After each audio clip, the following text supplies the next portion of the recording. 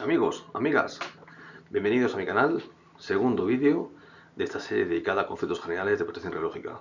Primer vídeo, vimos el átomo, segundo vídeo, vamos a entrar en el concepto de núcleo y corteza electrónica. Los átomos sabemos que son eléctricamente neutros, tienen una parte central, una estructura central que se denomina núcleo y una parte, digamos, que los rodea, una parte muy amplia. Ya vimos en el pasado vídeo que los átomos tienen un enorme vacío alrededor de ese núcleo y eso es lo que se denomina la corteza electrónica. Los electrones se van a localizar en la corteza electrónica y dentro del núcleo tendremos unas partículas denominadas nucleones, que no son más que los protones y los neutrones. Los protones tienen carga positiva, los neutrones no tienen carga eléctrica y los electrones tienen carga negativa, de tal forma que el número de protones y el número de electrones es el mismo en un átomo que se considera por definición eléctricamente neutro. Ahí tenemos un átomo en el que tenemos 3, 6, 7 electrones, 7 protones y un número variable, en este caso de neutrones. Pero siempre el número de protones y el número de electrones en un átomo tiene que ser exactamente el mismo. El núcleo es muy pequeñito, hemos dicho que hay mucho vacío alrededor y daros cuenta, en principio el núcleo del átomo es aproximadamente 10.000 veces menor que el tamaño total del átomo. Es decir, tenemos una estructura muy pequeña donde tenemos partículas positivas, partículas neutras, que son los neutrones, y alrededor unas partículas más pequeñitas que los nucleones, que se denominan electrones, y que de alguna forma contribuyen un poquito a la masa total del átomo. Lo que nos va a dar la masa, fundamentalmente en el átomo, son los protones y los neutrones. Los protones y los neutrones, tanto unos como otros, tienen una masa aproximadamente mayor, igual a 1276 veces mayor que la de los electrones. Entonces, daos cuenta, estamos hablando de partículas con una masa casi 2000 veces mayor que la de los electrones, y esas partículas, que son los nucleones, están en un diámetro muy pequeño, aproximadamente 10 elevado a menos 15 metros, lo que se denomina un Fermi. En esas dimensiones tan pequeñas tenemos muchísima masa. ¿Qué significa? En función de la fórmula, densidad es igual a masa partido por volumen. Cuando la masa es muy alta, es muy grande, y el volumen es muy pequeño, tenemos que la densidad es muy grande y tenemos un valor aproximadamente del orden de 10 elevado a 18 kilogramos por metro cúbico. Es una auténtica brutalidad, es un valor ingente. No se conoce algo tan denso como la densidad del núcleo. Entonces podemos llegar a imaginar que dentro de ese núcleo van a pasar o van a tener lugar interacciones de un carácter, de una magnitud muy considerable. En la naturaleza se considera que hay 4 fuerzas: la fuerza gravitatoria, la fuerza electromagnética, la interacción débil y la interacción fuerte, que se denomina así porque es justamente la que mantiene cohesionadas esas partículas del núcleo atómico. En un universo tan pequeño, partículas de carga positiva como son los protones, imaginaos qué pasaría directamente. Tenemos partículas cargadas, positivas, muy próximas entre sí. Cargas positivas tienden a repelerse. Sin embargo, los núcleos están perfectamente compactos. No están dispersos, están compactos en esos núcleos, en esos diámetros tan pequeños. ¿Por qué? Porque existe una fuerza que va a contrarrestar la fuerza repulsiva, la fuerza de repulsión, en este caso, de las cargas positivas de los protones del núcleo, y ayudado de los neutrones y esas cargas positivas, que son los protones, entre protones y neutrones va a haber una interacción en función de unas partículas que no son partículas, son cuantos de energía, son cuantos de interacción que provocan que esos nucleones se mantengan unidos, que ese núcleo se mantenga perfectamente cohesionado. Son lo que se denominan los gluones, que interaccionan de alguna forma y son los responsables o son los cuantos de esa interacción fuerte, que es la interacción más grande que se conoce en la naturaleza. Para que os hagáis una idea, el tamaño del núcleo, comparado con un ejemplo como el que vemos aquí, sería este guisante que veis directamente, sería el núcleo, y las gradas de ese campo de béisbol, colocando ese guisante en el centro, esas gradas, por ahí irían los electrones. Daros cuenta lo pequeñísimo que es el núcleo comparado con el átomo. Conceptos, definiciones. ¿Qué es el núcleo atómico? El número atómico es el número de protones que existen en el núcleo de los átomos. Es lo que caracteriza el elemento, es lo que define el átomo, es lo que marca la propiedad química que por definición tiene el átomo. Átomos del mismo número atómico, del mismo Z, son exactamente iguales.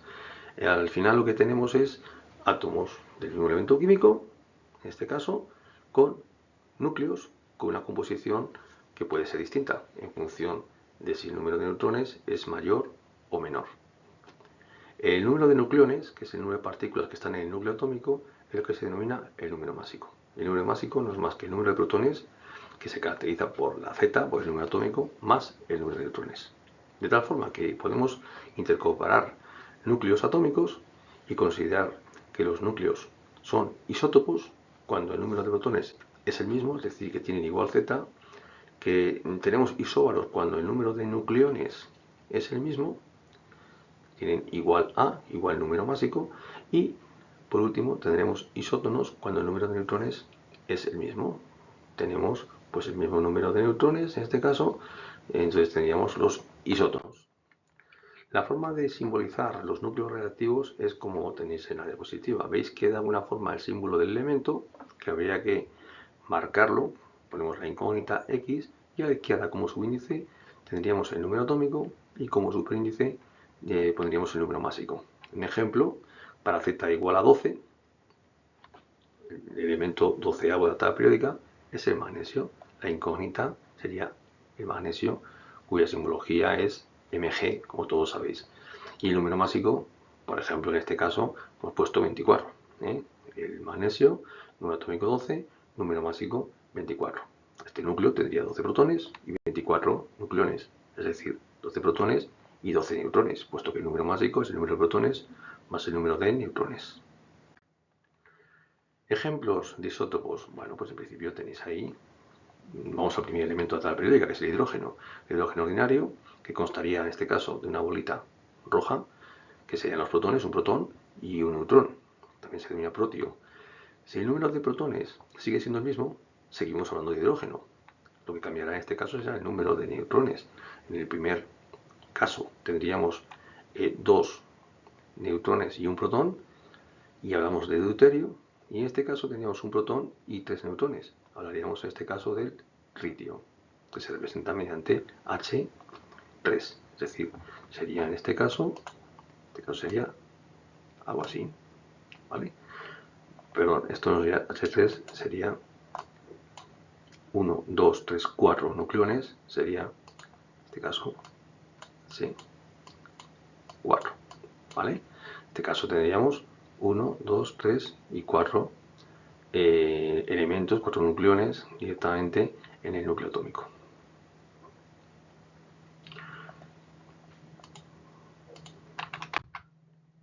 Igualmente, podríamos hablar del carbono. El carbono tiene 2 isótopos, el carbono Z igual a 6, A igual a 12, sigue siendo el mismo. En este caso, carbono a la derecha es carbono Z igual a 6, A igual a, sale mi cara aquí, pero aquí tiene que poner 14, A igual a 14, el carbono 14. Y ahí ves un simbolito que implica o que nos está diciendo que tenemos un elemento, un carbono, que es diferente a este de la izquierda, en este caso.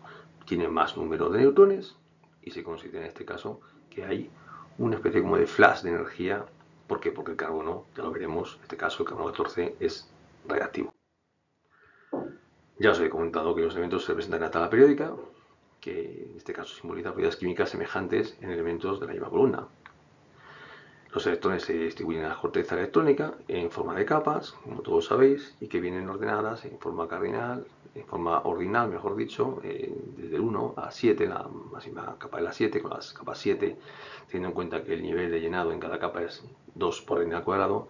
En principio lo que tenemos es que con 7 capas es suficiente para poder llenar de electrones todos los elementos químicos que se conocen hasta ahora.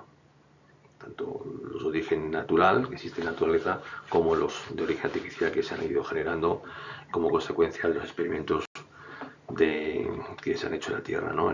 por parte de los científicos en la Tierra. De tal forma que a medida que nos acercamos al núcleo tenemos más enlace, a medida que nos alejamos están los electrones menos ligados. Este es un ejemplo de la tabla periódica, lo veis ahí muy bien. Y dos conceptos más, que son el concepto de las masas, la masa de protón y neutrón, aproximadamente, en este caso, os he dicho 2000 veces mayor que la masa del electrón, y esta es la masa del protón y la masa del neutrón, un poquito mayor la del neutrón con respecto al protón, y viene, digamos, dado en lo que se llama unidades de masa atómica, que no es más que la octava parte de la masa del átomo de carbono. Por último, comentaros, en este caso, una unidad específica a nivel, sobre todo, de física atómica, física nuclear, que es el electronvoltio, que es la energía que adquiere un electrón cuando se acelera con una diferencia potencial de un voltio. En este caso sería la energía, es la carga por la tensión, y en este caso tendríamos que la carga de un electrón, que sería 1,6 por 10 a menos 19 coulombs, multiplicado por un voltio, nos daría 1,6 por 10 a menos 19 julios. Entonces, ahí tenéis la equivalencia entre electronvoltio y los julios. Por último, se coloca una línea en la que realmente al final hablo, cuento, y en el próximo vídeo hablaremos de alguna forma sobre la equivalencia masa-energía, en virtud del cual, pues, la masa de un electrón podemos digamos, trasladarla, podemos calcular la energía asociada a esa masa, porque hay conversiones y puede directamente esa energía transformarse en masa, perdón, y la masa transformarse en energía. Pero esto lo veremos en un nuevo vídeo.